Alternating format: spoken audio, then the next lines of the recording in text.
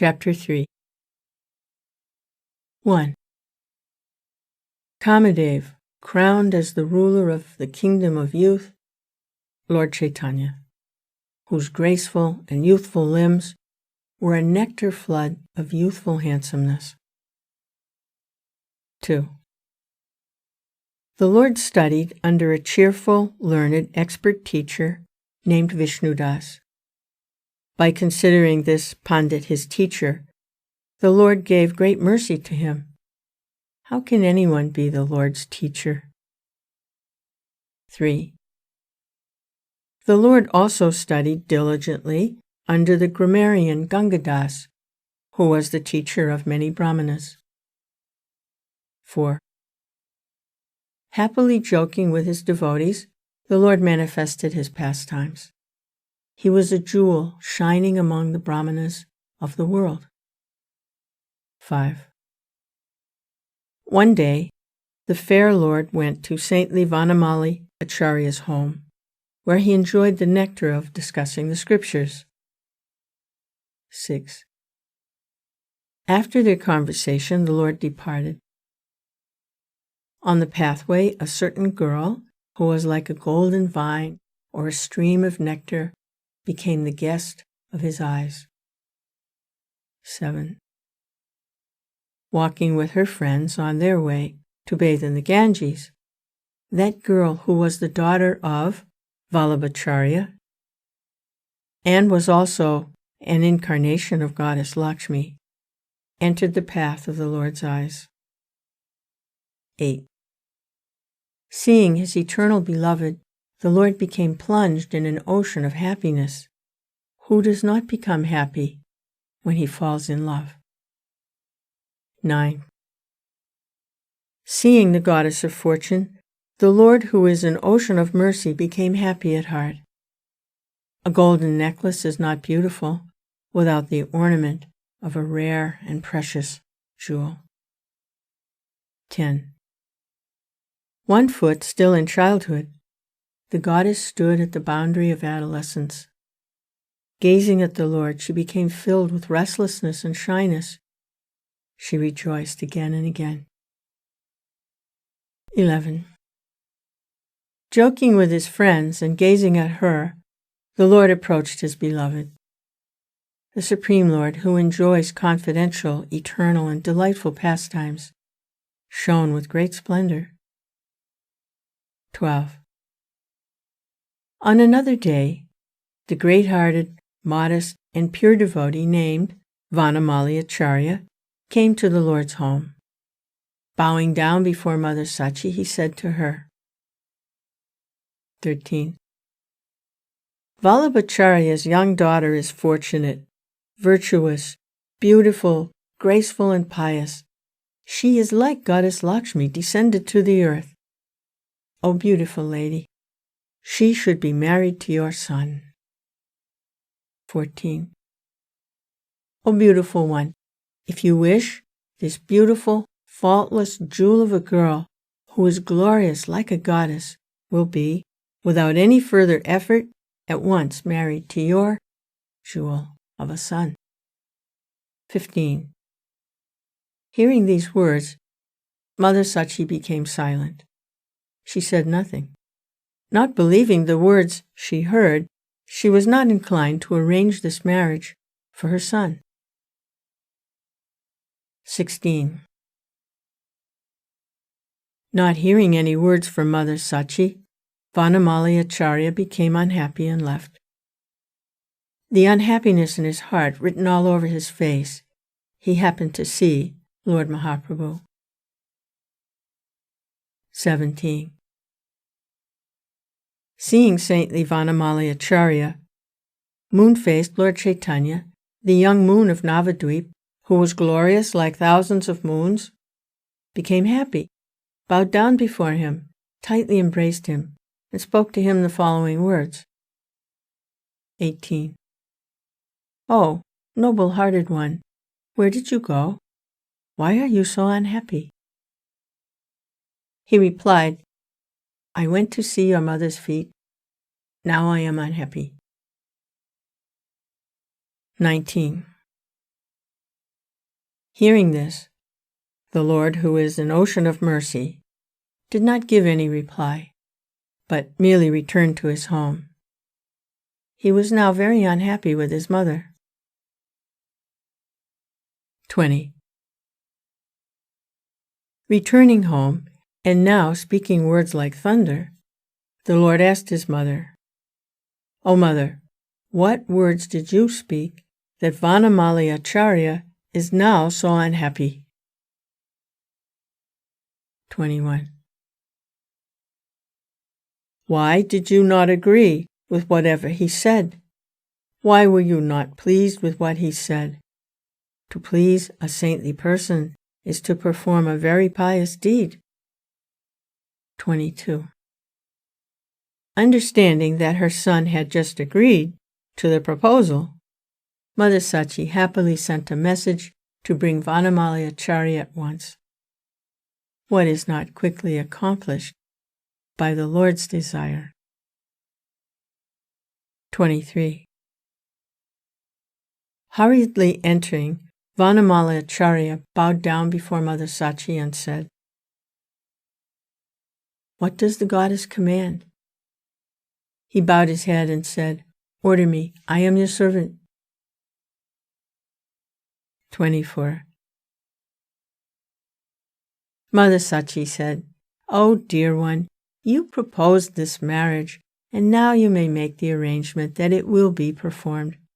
You are very dear to us. You are a friend. You are our kinsman." 25. Hearing Sachi's words, saintly and pure-hearted Vanamali Acharya, who was learned in all the scriptures, at once left to make arrangements for the wedding. 26. His heart filled with happiness, he hurried to the home of Vallabhacharya, who at once rose from his seat to honor his saintly visitor. 27. Offering a nice seat to his guest, who was the jewel of brahmanas, saintly and humble-hearted Vallabhacharya asked the following question. 28. You have always been kind to me. Now you have come to my home. What is your mission? O noble-hearted one, please tell. 29. Hearing these words, saintly and pure-hearted Vanamali, whose bodily hairs were now erect with joy, and who had come to arrange the Supreme Lord's wedding, spoke the following auspicious words. 30. Jagannath Mishra's son is filled with virtues. He is a Kamadev among men. His handsome form charms the people of the three worlds. 31. Collecting together all the handsomeness in this world, the expert creator Brahma created the nectar form of Jagannath Mishra's son. 32. Creating the moon-like face of Jagannath Mishra's son, the creator Brahma could understand that he had made the best of all faces. Again and again with his four mouths he declared, "Well done, well done." 33. The handsome form of Jagannath Mishra's son pleases all the people of the world. As a kalpavriksha tree is the perfect match for a kalpavani vine, and as precious jewel is the perfect match for a precious pearl, so he is the perfect match for your daughter. 34. Hearing these words, saintly and famous Vallabhacharya thought for a moment, and then spoke to the jewel of the brahmanas the following friendly and auspicious words. 35. O noble-hearted one, great good fortune has now come upon me. As you have spoken, so it may be. Your proposal is very pleasing to my heart. 36. If a person like this becomes the husband of my daughter, then either the Supreme Personality of Godhead is very kind to me, or I must be very fortunate, or my daughter must have performed many pious deeds. That is my conclusion. 37. As the union of a precious jewel and a golden necklace is very glorious, so the union of these two will be very glorious. 38. Pleased to hear these humble words, Vanamali Acharya said, "They who are saintly and humble like you attain all auspiciousness." 39. His heart trembling with happiness for the wedding to come, the very fortunate and exalted Brahmana Vanamali Acharya returned to Sachi's home and told her everything. 40. When she learned of all this, Mother Sachi felt her body become filled with happiness. Thinking of how personified good fortune had come to her in a secluded place, she said to her jewel son. 41. Now is the happy and auspicious time of your marriage. Hearing this, the most wise Lord at once understood what was to be. 42. By Mother Sachi's order, many beautiful ingredients for the ceremony were brought to a secluded place. The time of the ceremony, a time decorated with auspicious arrangements of the stars, came. 43. There was tumultuous waves of mridanga music. There was jubilant dancing. 44. With sounds everywhere of brahmanas chanting the Vedas, sounds of mridangas, sounds of jai, and the scents of sandal paste, aguru, ashushara, and incense, that time shone with great splendor.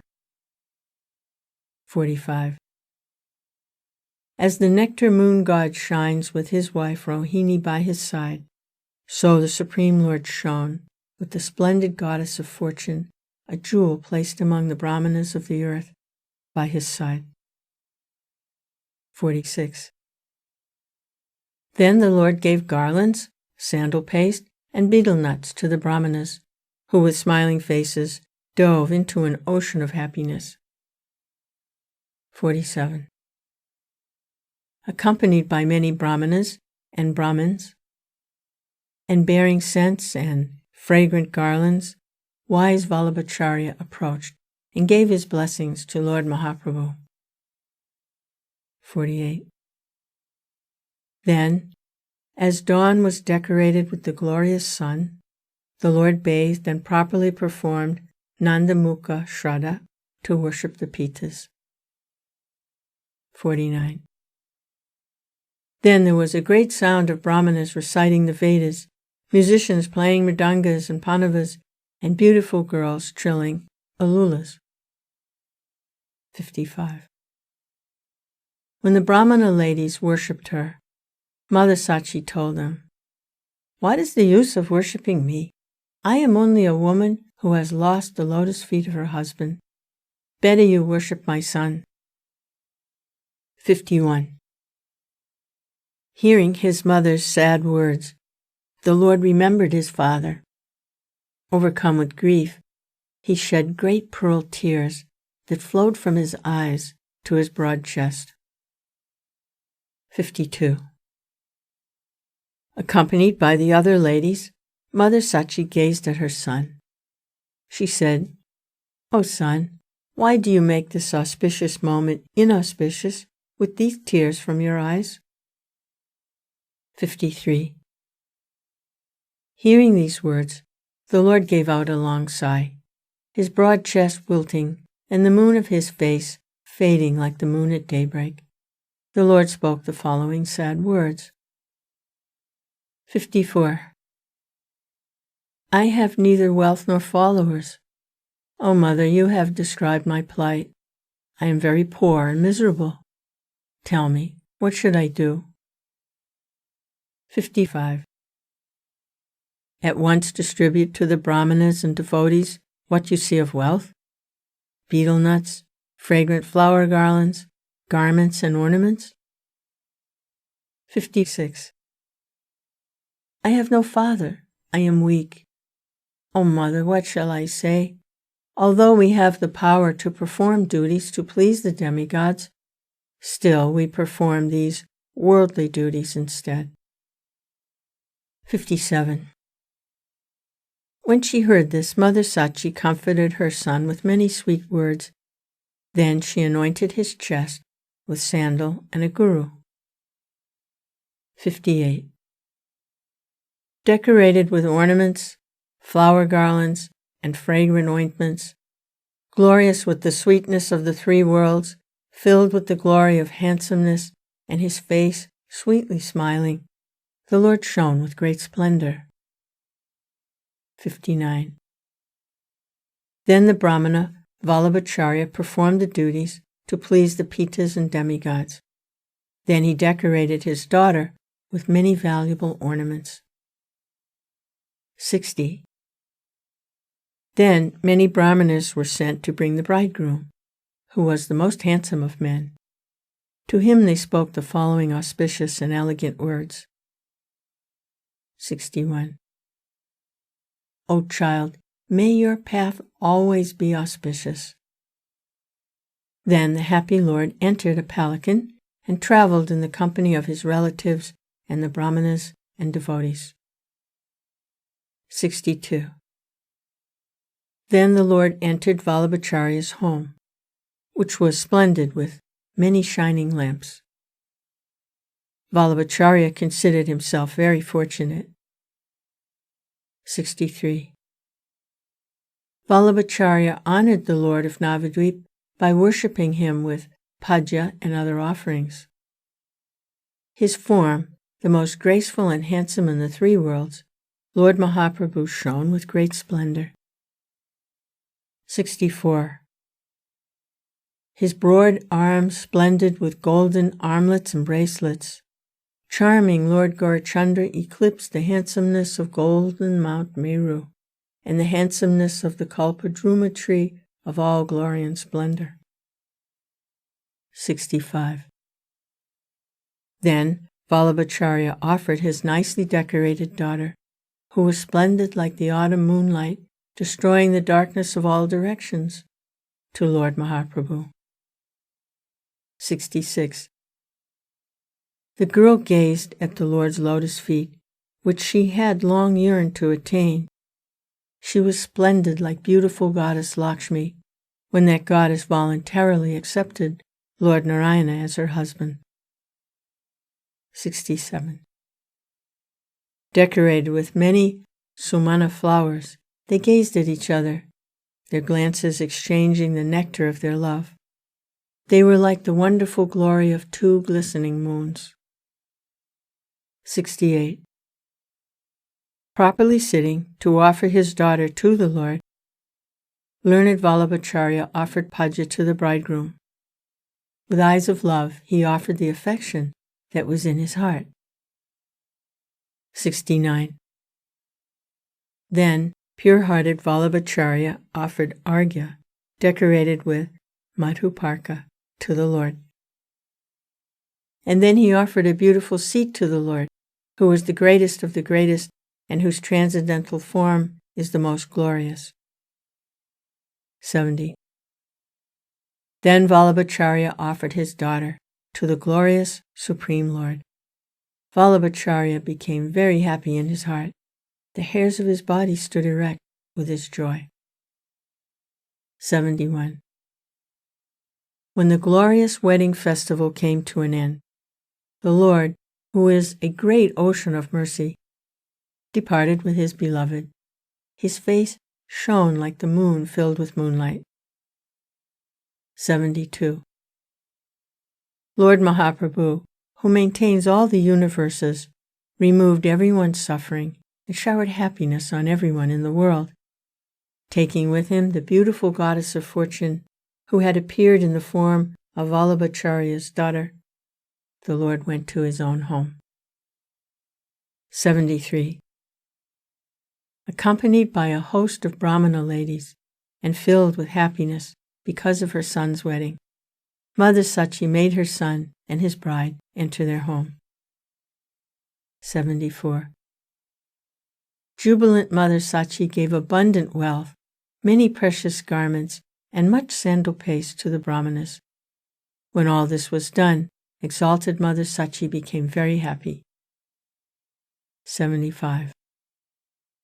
Residing at home, the Lord was always enchanted by his beloved, the beautiful goddess of fortune. Reminded by his mother, he carefully fulfilled the duties of household life. 76. Touching the limbs of her beloved, Vallabhacharya's daughter became flooded with streams of nectar. The desire tree in her heart blossoming into many flowers, she shone with great splendor. 77. Are these two lotus buds growing on the lake of her chest? Are they two beautiful fruits growing on the vine of her necklace? Are the two baby coca birds playing in the ocean of beauty? Are they the two bulging frontal lobes on Kamadev's elephant? 78. Are they golden pitchers the creator Brahma fashioned to show his skill in making beautiful things? The two jewelry cases of her youthful breasts, bringing great happiness to the Lord. Vallabhacharya spoke to him the following words. 79. Employing her face, shy and gentle glances, splendid smiles, and smiling cheeks, white like maduka flowers, she stole the heart of he who was already the ruler of her heart. 80. Employing her large, flower-bud breasts, slender waist marked with 3 folds of skin, and graceful hips and thighs, this beautiful girl stole the heart of he who was already the ruler of her heart. 81. In this way she made the cool nectar stream of her beauty flow before fair Lord Gauranga Mahaprabhu. 82. How many days did the Lord, an ocean of mercy, stay there to give his mercy to the people? Finally, accompanied by the devotees rich in the wealth of his mercy, he went on a journey. 83. Wherever the Lord, splendid like 100 moons, and unlike any person ever seen before, went, the people became enchanted by gazing at the nectar of his handsomeness. 84. Although again and again they drank with their eyes the sight of the moon of the Lord's face, a moon rising from the nectar ocean of his handsomeness, the people still could not reach the farther shore of their thirst. 85. They said among themselves, whose son is he? Who is the happy and pious woman that carried him in her womb? 86. He is Kamadev personified. He is twice as handsome as Kamadev. No one like him has ever come before our ears and eyes. 87. Drinking with their eyes the nectar of the Lord's face, the women said, who is this person? With the glory of his limbs he crushes the pride of Kamadev. 88. What peerless vine of playfulness has sprouted from the treasure of his good fortune? He brings a bliss that places goddess Rati in the shadows. 89. Hearing the enchanted women speak, the Lord, who is a young moon shining in Navadvip, gave them a splendid glance. 90. Simply by hearing his holy name, the people crossed the great ocean of repeated birth and death. Who can describe the great mercy Lord Mahaprabhu grants when he walks on the pathway of one's eyes? 91. Bathing in her waters, the Lord made the earthly Ganges very fortunate. Accompanied by many saintly devotees, Lord Mahaprabhu stayed by her shore and touched her waters. Note: The word Padmavati, Ganges, here refers to the eastern part of the Ganges, which flows through East Bengal, Bangladesh. 92. Flooded with the nectar of the Lord's touch, the tall, banked, earthly Ganges at once became like the Ganges in the world of the Devas. 93. With the hands that were her waves, the eyes that were the safari fish in her waters, and the hips that were her broad banks, the beautiful doe-eyed goddess of the Ganges always pleased her Lord. 94. Walking like an intoxicated elephant, the Lord who delights the saintly devotees enjoyed many blissful pastimes that charmed the hearts of the people in the world. 95. The gentle-hearted Lord, who was splendid like 10 million moons, and whose moon-like face delighted all the people, stayed there for a few months. There he enjoyed pastimes of teaching. 96. Meanwhile, the goddess of fortune stayed at home.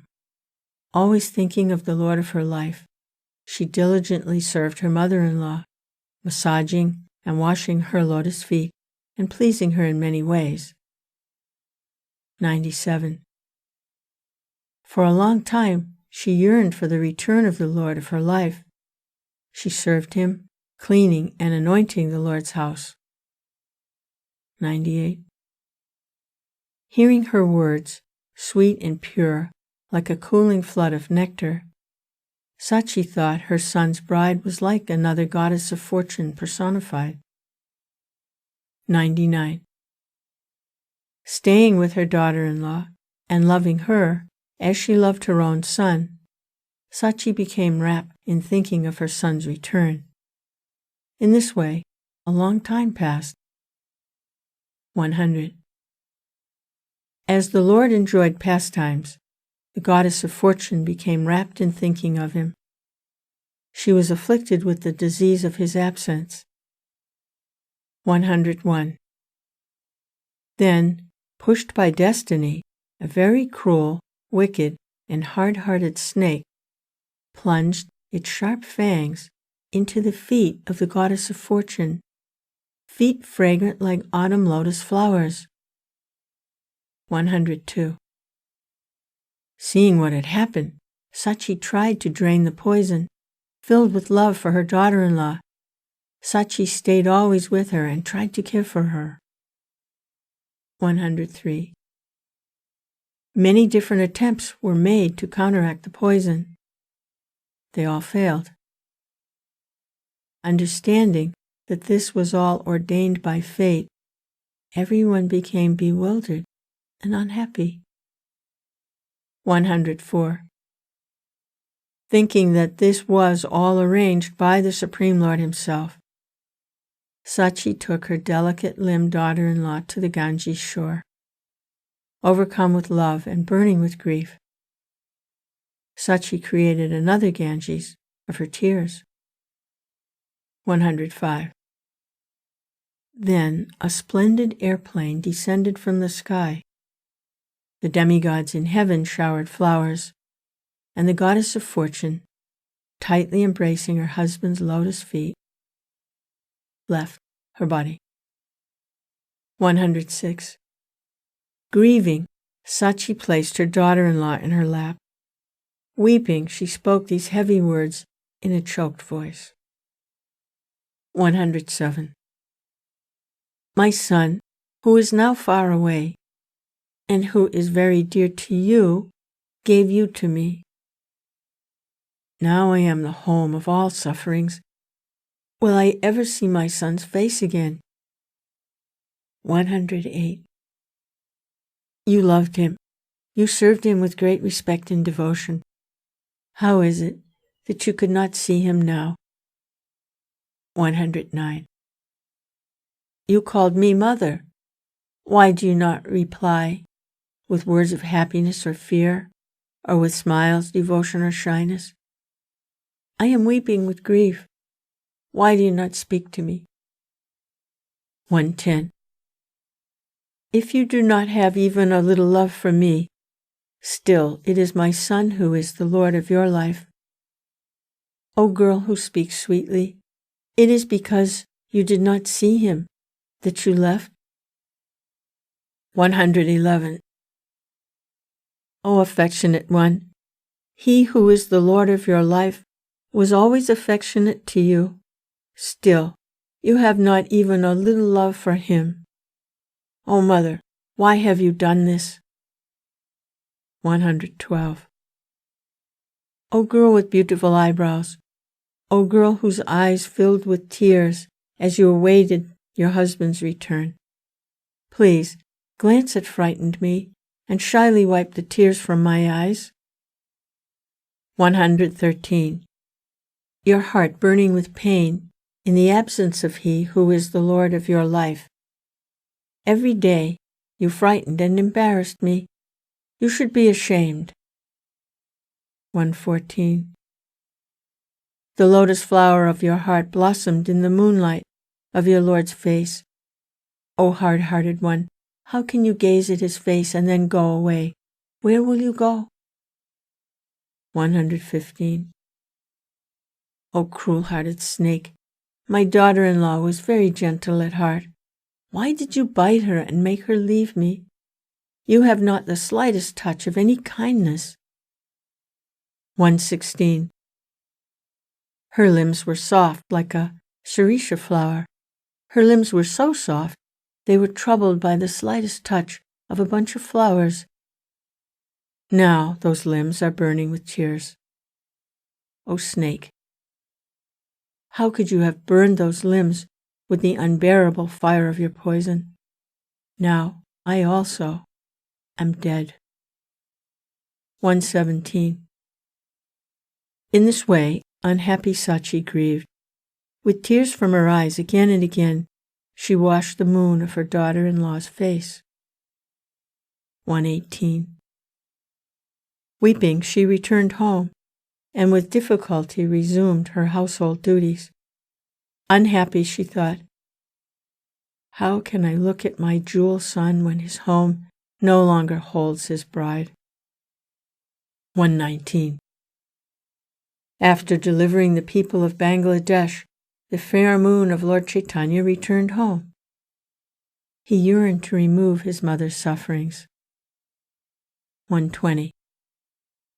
Sachi did not become happy when she saw her long-absent son. The unbearable absence of her daughter-in-law made her suffering very great. 121.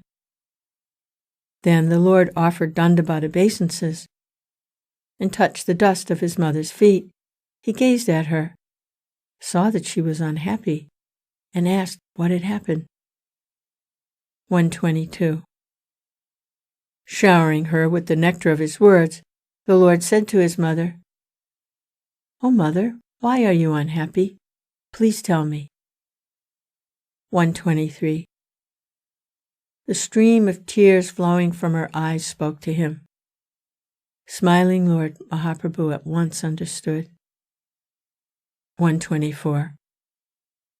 Your daughter-in-law was not a human girl. She came to this earth to fulfill a mission, and now she has returned to the world of spirit. 125. I know why she came to the earth, and also why she left. O mother, please, give up your bewilderment. 126. Hearing these words, Sachi became happy. She was happy with her son, her good fortune, and her kinsman. She was happy like the wife of Indra. 127. Her thoughts filled with plans for her jewel son's marriage. Glorious Sachi met with Kasinath, the best of the brahmanas. 128. At once she said to the brahmana, I wish to arrange for my son's marriage. Please ask the great brahmana named Sanatana to give his daughter to my son. 129. Hearing these words, the brahmana at once went to Sanatana and happily repeated Sachi's suggestion for the auspicious marriage. 130. Hearing these words, and then conferring with his kinsman, Sanatana became happy. A time should be arranged, he said. 131. After hearing these words, the Brahmana happily returned and told Sachi everything. When she heard it, fortunate Sachi became filled with happiness. 132. Then the Brahmana Sanatana sent a messenger who bowed down before Sachi and said, Sanatana requests that his beautiful and virtuous daughter be given to your son. 133. The girl Vishnupriya is appropriately named. May your son marry her. May the two of them be happy, like Sita and Parvati. 134. When the messenger returned and told all he had heard, the learned Brahmana Sanatana became filled with eternal happiness. 135. His heart trembling with joy, the Brahmana, famous for his purity, collected many auspicious articles. Setting an early date for his daughter's wedding, he was filled with happiness. 136. Then, at an auspicious moment, noble-hearted Sanatana fulfilled all the desires of the saintly Brahmanas. 137.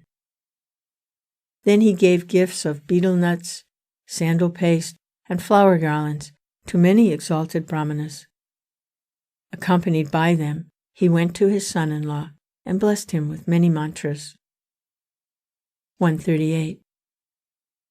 At sunrise of the following day, the Lord bathed in the Ganges and performed his daily duties.